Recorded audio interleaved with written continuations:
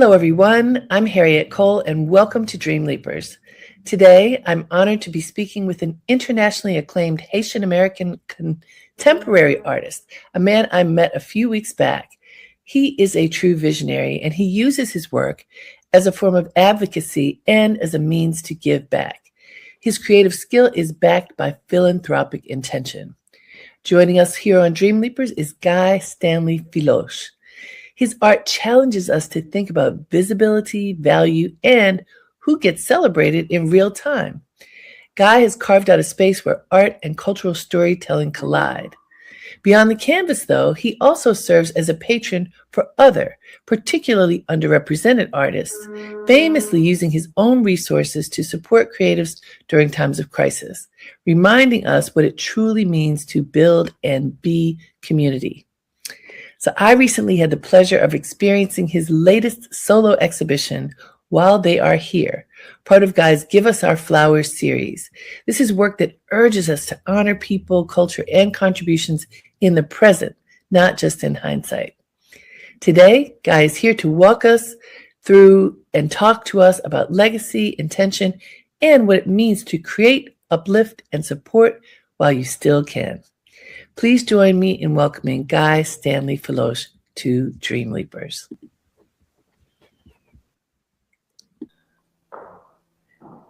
Hey guys, before we go to Guy, I have to go to the gallery owner. We are here with Jessica Ann Peavy in her gallery, GPG Gallery in Harlem.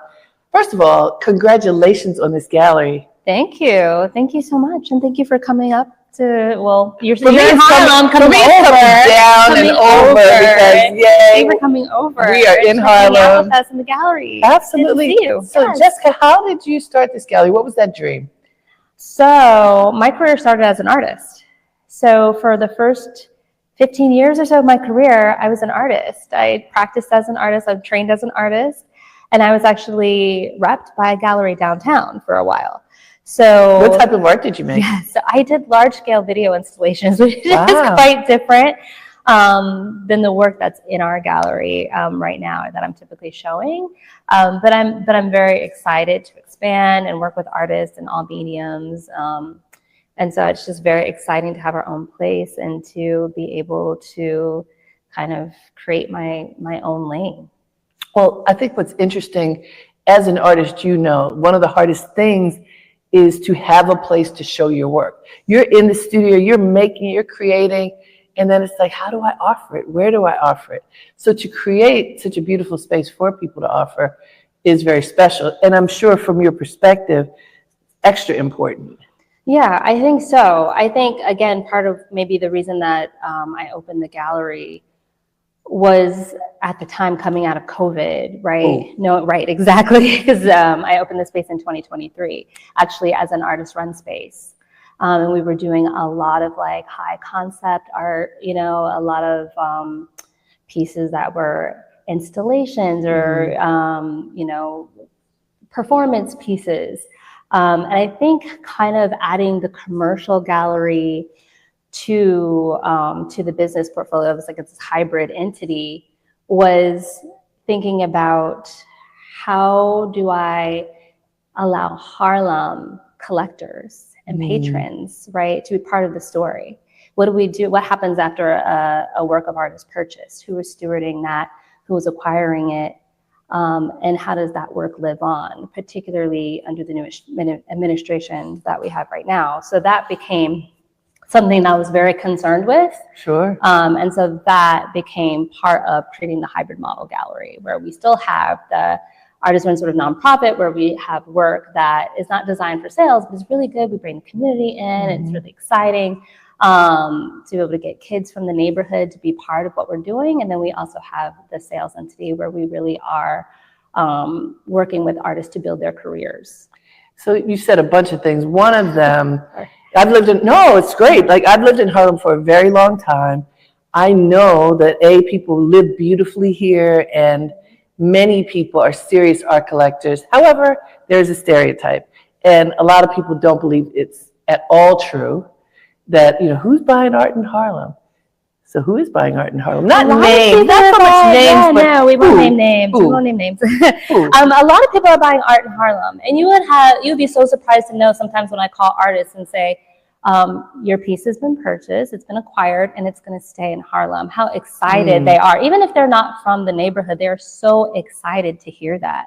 That means a lot to artists, particularly the artist who, we're exhibiting right now, Guy Stanley Philoche, who has lived in Harlem for 25 years. I have lived in Harlem for 25 years. So when we hear work is staying here, that means so much. But people are actually collecting in Harlem. Yeah.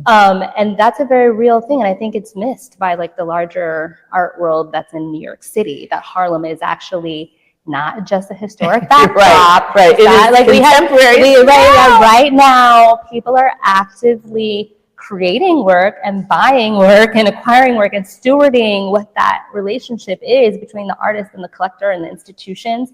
People are being very intentional about that right now. How do you think the art focused community is developing? So you've been here 25 years, I've been here probably 10 more than that, a really long time. And certainly Harlem has changed a lot. The socioeconomic diversity has expanded, who's living here, how much money is here, and the awareness is changing. How do you tap into that? Having a gallery, I mean, this is a business. You have to be able to find the people to come and see the art and purchase. How is it changing, and how are you tapping into that flow? Right. I think that's an excellent question. So Harlem has changed a lot over the years. But I think Harlem has always had like an affluent Black community that's always been here, right? Yep. And I think for us, it's stretching out into the South Bronx, which is shifting, into Washington Heights, and what is considered uptown, right? Into New Jersey, into Montclair, Right. We're finding a lot of collectors there, but also part of adding this commercial gallery to our business model is also doing art fairs, right? Yeah. And in the art fairs, you're meeting people from all over the country. And so now you have people from all over the country looking at our artists, but also sometimes we'll be in an art fair in Miami and we'll meet people that are local. Right. And then they come over to the gallery. So we try to be very intentional about having events to bring people into the gallery, to just make sure people are also coming here, right? But I think what's not only bringing people into the community, but what's really important, I think, for us here is that we have a model where you have artists creating locally, right? And then you have people purchasing the art locally, and then that money stays in the community. Beautiful. And then through the nonprofit, we're able to reach out to some of the other organizations in the community, to the children in the community, and offer fun, programming similar to what a museum would do, right? So I want to talk about that, because you mentioned the children, and every time you mention children, it makes me smile, because we're looking at fabulous children that Guy has created in this space. But children, it's cliche, but children are our future. But that you are creating programming that can make them aware and interested. What is some of that programming like, and what will happen this summer? Right, exactly. I'm glad you asked that, because actually one of the programs that we're going to be doing in the coming weeks, everybody look out for it, is you see these beautiful daisies at the bottom of all of Guy Stanley Philoche's paintings. Those flowers are a really important sort of icon in his work, which he'll speak more to. So we're going to have children be able to come in, plant flowers, draw flowers, and kind of create a day. Plant flowers? Plants. Wow, yes, it's spring. We're going to plant. We're going to do some planting. That's great. And so it's a way to kind of bring the community in and be able to respond to the work, be able to meet the artists, and be able to really have like a full circle experience, right? That typically a museum would do. So and are you doing that in conjunction with the schools? Like, where is the soil that they're going to be planting? Right. So sometimes our programs are just like by the gallery. We have teaching artists here. A lot of our artists that are part of our roster love to work in the community. So they'll come in and they'll say, hey, I want to do a public program that's around my exhibition. That happens a lot.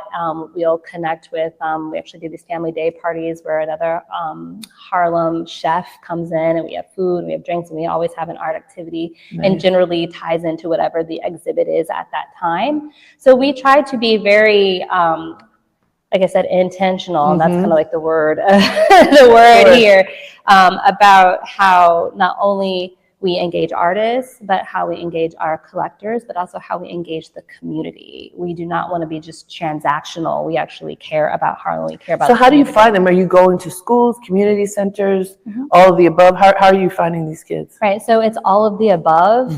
I'm a mom. I've got a 9 and 11-year-old daughters. And Lovely. so we're tapping into, and they're being raised in Harlem. And Sure. so, Harlem, between the Harlem, South Bronx. So I think all of that stretches into what we mean by community. So it's the schools, it's the Harlem for Kids listserv that everyone is on. It's all of that. It's really just tapping into everyone that lives here, right? And making it affordable and exciting for people to really engage in the art. So you've been here since 2023. We're in 2026. I mean, you're baby in the community in terms of your gallery, but you have quite a few artists.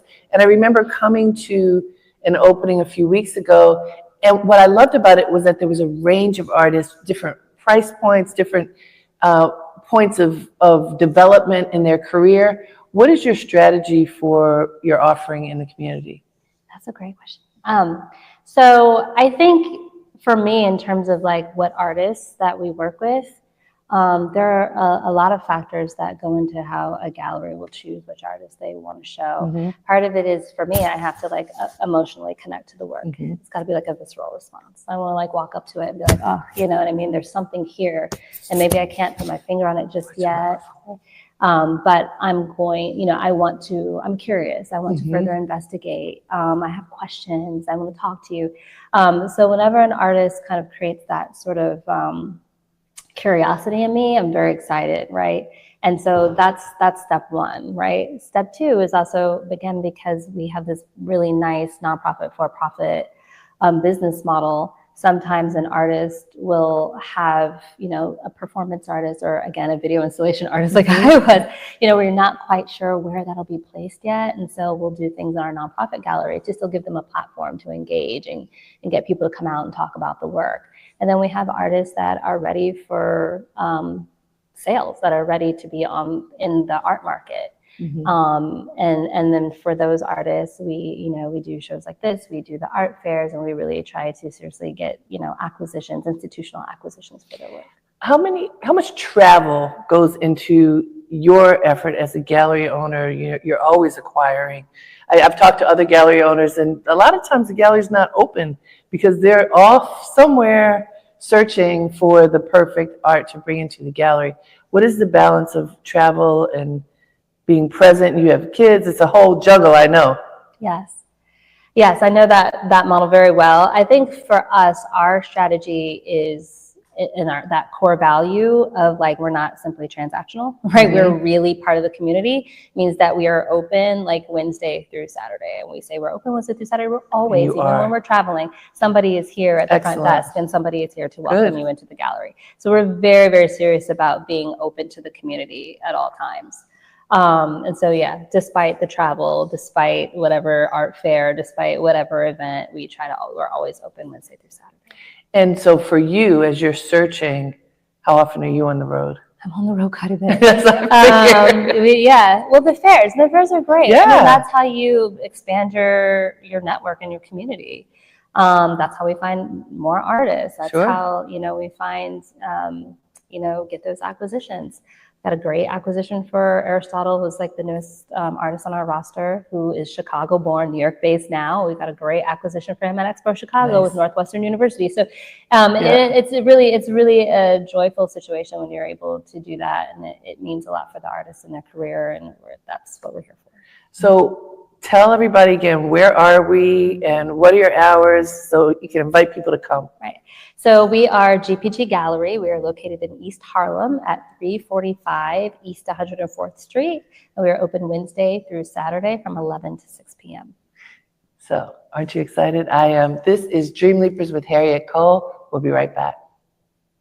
All right, so we are sitting here with the man of the moment, Guy Stanley Philoche, Haitian-American artist, headquartered in Harlem, on full display here at GPG Gallery. I mean, this is a beautiful exhibition of your work. I know you must be happy that it's hanging on these walls. Yeah, it was truly an honor.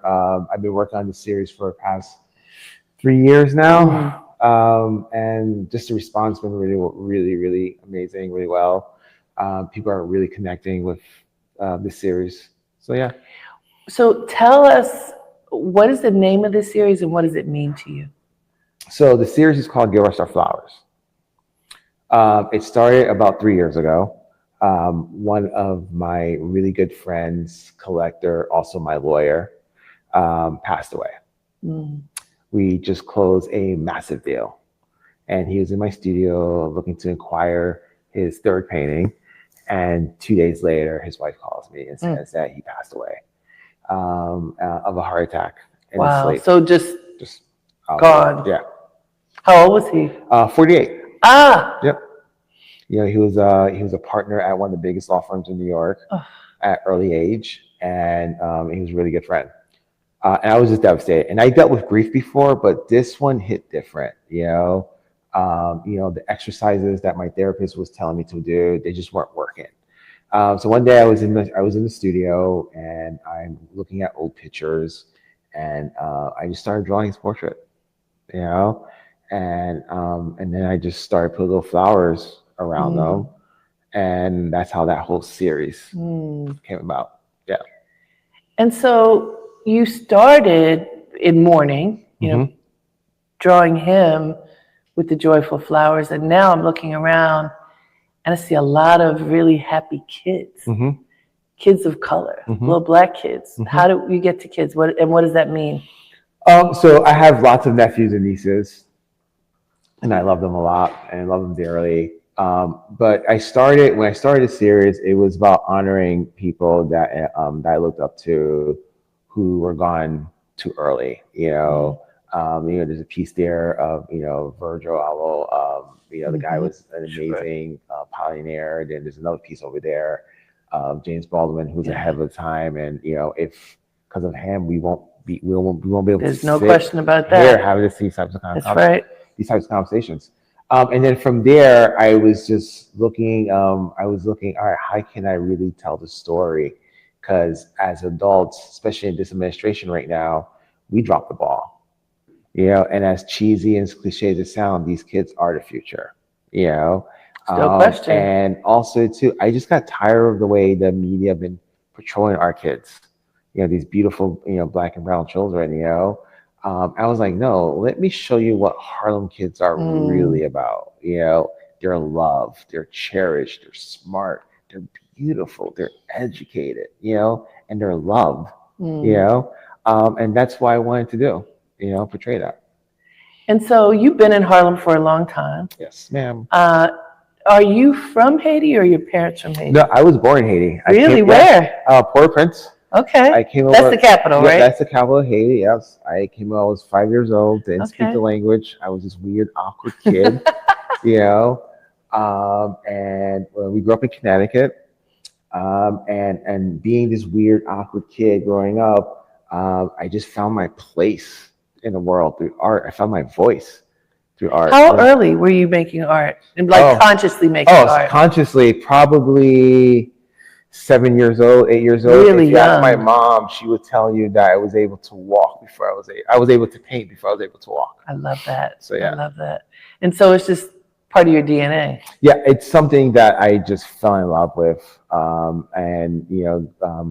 I got the chance to go to the museums when I was a little kid with class trips, and that's when I was just like, oh my God, this is what I want. This is what I wanted to do.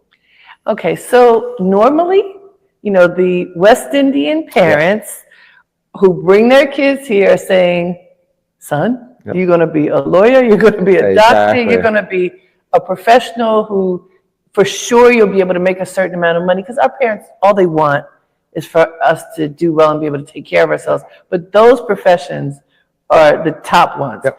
Okay, were your parents different? Were they saying that to you? No, oh my God, absolutely not. So once I realized I wanted to be an artist. So also too, you need to understand, my mom was a maid.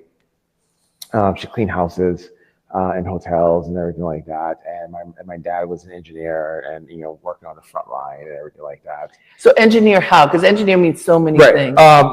He built, built helicopters and machines and all that other stuff. And when they came here, they were so proud to be American citizens that we only shopped at Sears and drove Fords. You know, if they didn't have I remember that. Sears Roebuck, baby. baby. Oh my God! If they didn't have that little tagline that says "Made in the U.S." Right. Then no way. No way. You know. So 17 years old. I'm looking at schools and everything like that, and I remember just telling my mom, I was like, "Hey, listen, I want to go to art school," and my mom said, and I quote, "I scrub enough toilets so you never have to. It's either you go to a university or a trade school, you know." And at 17 years old, I kissed my parents goodbye and left home, and I became an American citizen because at that time, if you weren't an American citizen, you couldn't get financial aid. Wow. So yeah, at 17, that might still be true. No, I'm not sure. Or back to being true. I don't know. Yeah, well, that might be. Yeah, exactly. I don't know the answer to that, but I wouldn't be surprised. Yep. Okay, so 17 was your emancipation from your parents. We know, I just said that all they want is the best for you. Of course. Your mom worked her butt off scrubbing toilets so you didn't have to. You're going on this great adventure. What did they have to say? In Patra. No, they're basically, good luck. Okay. Just pretty much good luck. And do you have siblings? Yeah, I have I have an older brother and a younger brother. Also, too, let me just say this. All the men in my family to this day are amazing athletes. Amazing athletes. My dad played, soccer in Haiti. My older brother, he went from, playing college soccer to become a bodybuilder. My younger brother and when he was in 6th or 7th grade, we had college recruiters looking at him. My cousin to this day all play, college Division I sports and everything like that. And for me, I don't know what happened. I would never forget this. I would never forget. All right, so I'm in Connecticut, and my parents sent me to a private school, and the basketball coach sees me, right? And he sees Philoche. He's like, "Oh." So that's the name. Yep. And he comes up to me. He puts all his arms around me and was just like, "Hey, we're winning the championship this year." I was like, "Oh, you're looking for Harry Philoche. I'm Guy Philoche. Where's the art department?" Did you even try? Oh, no. You didn't want to, or it just wasn't your thing? It wasn't my thing. My brothers were amazing athletes, and my brother. And it's so funny because my dad at home, we have this room called the trophy room, where all my trophy room. It's a whole room. Okay. Yeah, where you see both my brothers, sports trophies and everything like that. And it's so funny when guests come and like, "Oh, where's Guy's trophies?" Like, "Oh," my dad's like, "Oh, he's an artist." But so, fast forward now. I was about to say, are they hanging in the trophy room? No, fast forward now, I have covers of magazines in the trophy room. Come on, bring it. They came to understand. Yes, now, for sure. Okay, so at 17, you leave, you become an American citizen, which is a whole process. Mm-hmm. So you're having to grow up. I mean, a 17-year-old young man is usually a child. Okay. And you have to grow up and be responsible. Where did you go and what did you do? So I ended up going to my undergrad at Pure College of Art.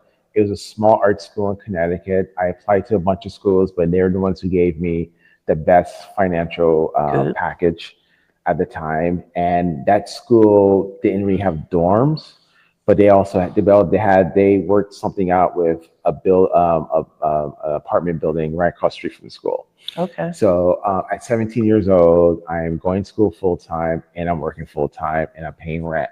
So I put myself through school bartending. Okay. And at the time, I was bartending. I was making like $500 a month. $500 a night. Night? Yeah. Oh, so you started making money early. Yeah. You got to understand what it meant to make some money. Also, too, I don't. It's so funny because I don't take the way I grew up for granted, because going to school full time and working full time is a lot. It's a lot. Yeah, it's really, really a lot. And then, so So I was doing that. So I was going classes Monday to Thursday, and then Thursday, Friday, and Saturday I was behind the bar working. So it was nonstop. It was nonstop. It was nonstop. So it was just like, I was, trying to get, papers done in time and get paintings done in time and everything like that. So after that, then I had this amazing professor, and he said something to me that kind of changed my life a little bit, because my school was known for Trompeau style painting, really full realistic and everything like that. But I'm more of a more modern contemporary painter. But anyway, so he was just like, listen, out of all the kids here, you're the only one who has a shot of actually making it. Wow. And not because I was a good painter, it was because I wanted it more than anyone else, and that's a huge part of it, to go for it. Yeah. And it was because, again, not because I was a great painter, it's because I wanted it more than anyone else. And it was something that happened in our senior year in our open studio shows. So every year, we have a show, and every year we get assigned a wall. And a wall, and our wall is like 8 feet by 4 feet. Anyway, so long story short, they assigned me my wall. I looked at the wall, it was like crap. All right. So I went to Home Depot, I prepped it, I got some paint, some spackle.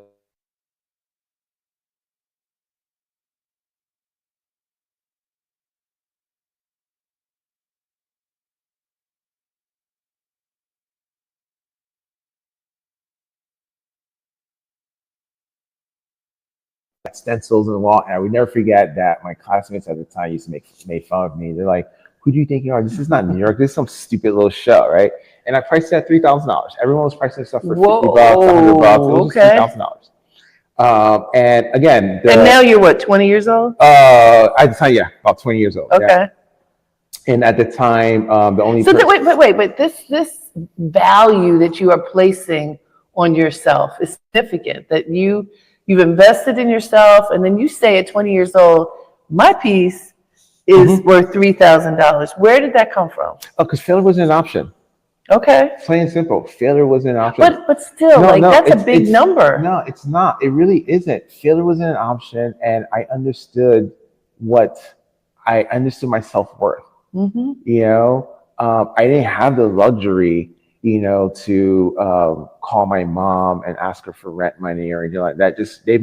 My parents were very clear that they weren't going to help me, right? So senior, we do the show, prep, got stencil, Guy Stanley Philoche, this really beautiful painting, $3,000.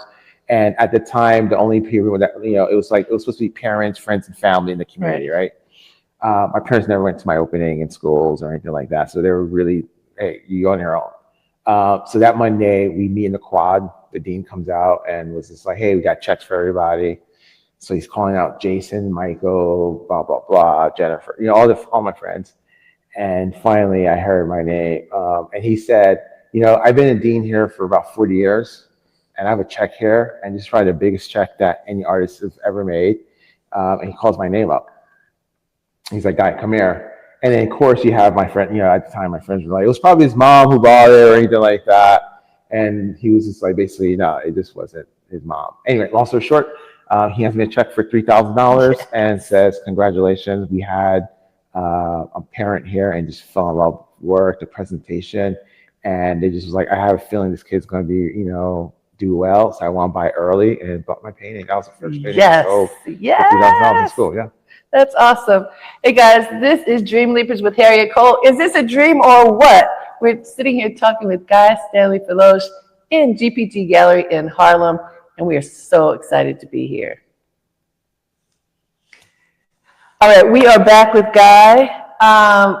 What does post no bills mean? What does that mean on this collection that's here?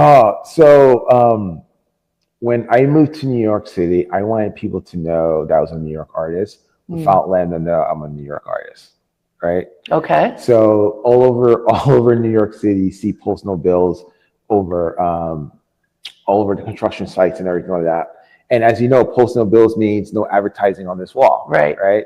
So I just really thought that this was a really good symbol to have in my work, especially this body of work, is because I don't want you to cover these kids up and silence them. Let them be seen, let them be heard. So don't post bills over them.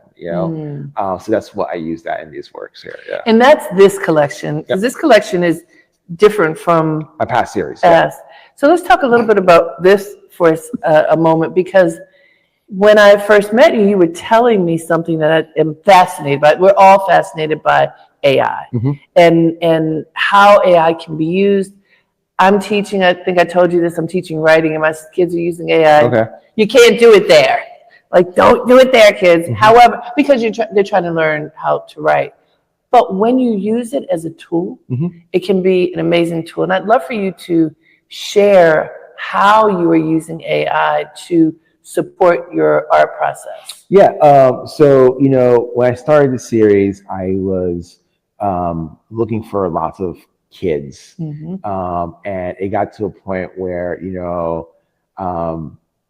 I couldn't be that creepy old man hanging at parks and be like, hey, you're a good looking kid. Where's your mom? Okay. I'm a portrait artist or anything like that. Right. And then, you're hiring models and everything like that.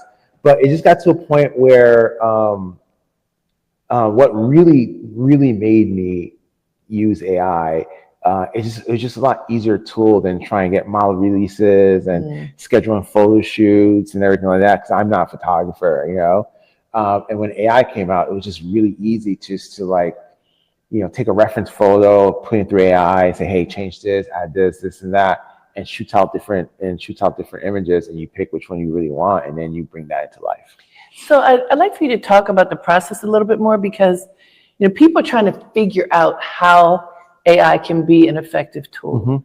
And as we look at these beautiful children, I mean, they certainly look like real children, but it's real from your imagination. Yep, it is. How do you get AI to translate your imagination in that way? And it's basically commands. One thing you need to understand about AI is I don't own these images. I own the commands. Okay. Wow. So meaning, let's say if you're an artist in LA and you have, hey, I want a little girl with baggy pants, and it may shoot out something similar, but the commands, then they'll be like, oh, you know what? Those commands have already been used. He owns the rights to these commands. So I own the commands to. That is fascinating. Well, it's just copyright. It's just it's intellectual property now. It becomes a business, and it's intellectual property now. I mean? So, but it's really good. I sit back and I figure out what I want. For instance, when I was creating this image here, I was very intentional with what I want. I knew I wanted her to have that shirt. Okay, when they go low, we go high. Now, who would wear that shirt? You really have to sit there like, what little girl will wear that shirt, right? She's super cute, but it's also she's a little awkward. She has those big curly hair, those big dimples. She's almost tomboy. Also, too, you can tell she's a little tall. Also, too, you can tell she gets picked on a little bit. But also, too, you're going to realize when she turns 18, 19, she's going to be a knockout. Right. But right now, she's like, you know what? I know I'm a little weird and awkward, but it's okay. Let them pick on me because, 10 years from now, they'll be working for me. I love that. And, of course, for those who know, this is Michelle Obama's a very important, famous statement. And she was awkward as a kid. And grew into this powerhouse woman icon. But I was at Ebony when they were running for president. And I say they because it was the two of them. And I had the good fortune of spending some time with both of them. But to listen to her then and to see she was rock solid, even though the transformation is incredible. But she was rock solid then. Like, her mother and her father taught her and her brother how to have their feet on the ground, awkward or not. And isn't that what we need our children to learn and to be reinforced? And embrace it. Embrace it. I would never forget, when I was in school, we didn't have Facebook, Instagram, or anything like that. And when I got picked on, it was more about these kids I went to school with, would bring like cleaning supplies and put it in front of my locker and be like, "Oh, your mom left this," and just to let everyone know that my mom, cleans her house or anything like that. So, and so I was like, all right, cool. And the funny thing is, like, fast forward, 25 years later, right? And my therapist says I'm a little petty about it, but it's just my own thing. So I have a do not sell list, right? So the kids who used to pick me, they grew up to be like, CEOs, very wealthy, individuals. They email me all the time, like, hey, when can we, we want support? I'm like, yeah, I'll put you on the list. They've been on the list for 20 years. And every gallery that I work, I always handle, hey, these are the people you not sell work to. So I know it's petty, but But that means it was a deep scar. Yeah, but also too, it wasn't as public as it could be as it could have been now. God forbid, like these kids now, with technology and Facebook and everything like that, when they get bullied, it's a whole different level. So let's dive into that a little bit, because many of us have had the experience of somebody bullying us, somebody being mean in like the depths of meanness, figuring out what it could be. Have you ever spoken directly to any of those people to tell them what they did and the impact that it had? No, because listen, we're all adults now, and at the time, it was, it was at the time when I was a kid, it wasn't, looking back at it, it wasn't that big of a deal, right? Because again, there wasn't no Instagram, there wasn't Facebook or anything like that. Just like 6 or 7 people knew about it when it wasn't, But no, I moved on. But for me, it's just really funny now that like how successful they grew up, and and they've reached out several times. And they're like, man, we just can't get one of your pieces. I was like, I know, man, I promise you, we'll just get one available. Hey, if they're listening. Yeah. So let's talk about your dad a little bit. You told me a bit about your mom. And your family growing up in Haitian household, even though you're here, but those values, those core values of your family. What was that like, and what do you carry with you as you live in this world and in your art?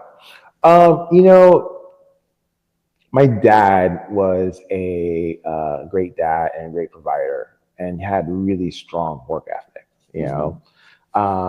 so I'm almost 50. I would say probably something really, really changed my life when probably like 10 years ago, because my life pretty much changed 10 years ago. That's when my life really... When it blossomed? Okay. Yeah, and I would never forget, because I go home for Sundays, for Sunday dinners and everything like that. Nice. And I would never forget, I came home. Wait, you went home after your rebellion? Yeah. I made peace with that a long time ago. Yeah. But now I go home every Sunday for dinner, and I see my family. That's nice. And talk. I would never forget this Sunday. This was 10 years ago. This is one Sunday, and my dad was like, hey, let's go for a walk. And I was like, okay, what's up? And we're walking, and he's just like, out of all the boys, I rode you the hardest, and he's as you know, Haitian men, my dad don't talk about his feelings, right, or apologize, and he's talking, and I'm like, whoa, are you sick? What's going on? Are you trying to make peace right now? Like, what's going on? He's like, boy, shut up and just let me talk. I was like, okay. And he really said, of all my boys, I rode you the hardest, and I'm really sorry. We're really sorry for not supporting you. I'm really sorry that we didn't give you the support that you wanted. And I know that we support both your brothers, when they needed something, blah, blah. But and he said, I remember that phone call when you called and asked, because at the time when I moved to New York, I was super broke, but my cell phone was like my lifeline, and I'm aging myself now. And I remember calling my dad and asking him, can you Western Union me $50? It wasn't, Right. I remember those days. We didn't have Venmo here today. Definitely not, right. It was $50. And as you know, Western Union would take $2 out of it. Yeah. And my dad said, I didn't tell you moved to New York. And it's like, and honestly, that phone call changed my life, though, but also too, he remembered that phone call, you know. He regretted it. Yeah, and he's like, I'm really sorry. And I remember I looked at him, I was like, oh my God, please do not apologize for anything, you know, because you guys weren't supportive and weren't there for me. I use that as fuel, you know, because if we had the luxury of you guys paying for me to go to school, I may have changed my, you know, may become a graphic designer, because at the time being a graphic designer was like the hot new job, you know. Right. You're making six figures being a graphic designer, right there, that. And I was a fine art major, and all the people who was a fine art major became graphic designers. And I was like, no, please don't apologize, because not having your support just made me realize failure was not an option. And I used that to say, you know, watch me, you know. Wow. Yeah. That's amazing. I mean, people use the reactions, the actions and reactions that happen in their family in so many different ways. Right. But for you, it said, I can't lose. No, failure is not an option. So as an artist, though, you know, sometimes things sell, sometimes they don't. Have as you've been going through your cycles, kind of discovering who you are through different collections, I'm sure there have been lean times. How did you manage through that? It's so weird. It's so funny now talking about all this too, because when I moved to New York 25 years ago, I had a rent stabilized apartment, and my apartment was about $475 a month. And when I moved to New York City, with 12 paintings, a duffel bag, $12,000, and a dream. All right. Hey. I took that. I paid my rent up front for the whole year. So I was just like, all right, you know what? I got 1 year. I'll live off of Subway sandwiches, buy one, get one free. You know? So I had one for lunch. That was smart. I had one for dinner. But the key thing is I paid my rent up front for the whole year. Okay. And then I had these 12 paintings. I was like, okay, let's go sell some shit, you know? And I went and make my rounds. I would go to like all the hot spots, you know, and just meet people and be like, hey, come to the studio, Hey, come to my studio. And my apartment never looked like an apartment. It was always a painting studio. And then like I had a futon couch, and when I had studio visits, you know, I lifted up and threw my duffel bag underneath there. And then it was time for me to go to sleep, I would fold it, and you know. I love it. And I grind, I sacrifice, I grind, I stay focused, I kept my eye on the prize. And that's what I was doing. Yeah. I love this. Hey guys, believe it or not, we have 5 minutes left. You are tuned into Dreamleapers with Harriette Cole. We are talking with Guy Stanley Philoche, an amazing artist headquartered in Harlem, telling us his story and his dreams. So Guy, thinking about the future, and especially the future for young people, like young people today who might want to pursue the arts, we are living in a time when everything is being threatened. Yeah. And the arts are kind of at the top of the list. Like the Kennedy Center is closed. I mean, you know, funding for many of our great institutions is shrinking. And also respect for people who are different, who don't look alike, you know, for the diversity of culture is really shrinking. In that environment, what do you tell young people so that they don't give up, so that they feel there is an opportunity for them? Listen, failure is not an option. You know, being an artist is not something you choose to do. It chooses you. And I genuinely mean that. Like, I don't recommend being an artist to my worst enemies. You know what I mean? Who wants to be an artist? You know what I mean? God, that's not, no, you know. But if you do have that calling, you know, I would, you know, I have a mantra that I say every morning before I get out of bed, you know, why not me? Why not me? Why not me? You know, and I say it 3 times, you know, if this is what you want, go for it. But also too, be smart about it. The game has changed a lot. 20 years ago, 25 years ago when I was in New York, I would go be a gallery and like show my portfolio, and we had to take slides and everything like that. Listen, the game has changed so much where you don't have to do that anymore. You know, the power of the cell phone and Instagram and social media is a game changer. You know, I would have to make slides, and you know, which was expensive too. I have to make 20 slides to send to 20 different galleries. Now I just post something, I can see, 100 million people seeing my work now. And for the ones who, I don't want to say the word lazy, but it kind of is, for people who say, oh, I can't do that, I don't have money to do that, I have to frame that, the whiners. Yep. And there are a lot of them, and we don't want to just discard them. What do we say to the whiners? I would say this is a business. Mm-hmm. You are a brand. Guy Stanley Philoche is a brand, so you have to look at yourself as a brand, just like Nike, just like Facebook, just like Instagram. All these things are brands, and once you realize that you are a brand and you set yourself up like a brand, I get hundreds and hundreds of emails from people like, hey, can I pick your brain? Can I pick your brain? I don't have time to sit there and pick everyone's brain, but I don't know. It's so weird, One thing is this, I've been doing this for 25 years, and especially this hits me a lot when I go to art fairs, right? Because we go art fairs and we're setting up the booth and everything like that.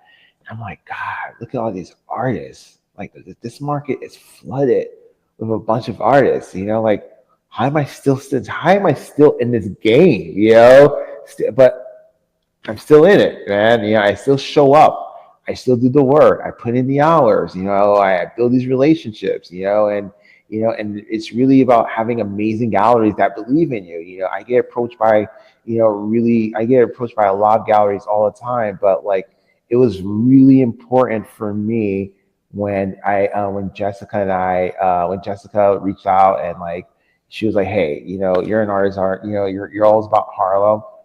I'm opening this guy at Harlem. I was like, yes, I want you to represent me, but also too, it's a great partnership, what I mean? Because she's, we understand each other's weaknesses and in our, in strong suits, she's, she has that academic background and everything. She likes to geek out and talk about the work and everything like that, where I'm just like, yo, showtime, let's make it happen, Well, you are making it happen. Congratulations. It's a really uplifting collection, which is exactly what we need right now. Thank you.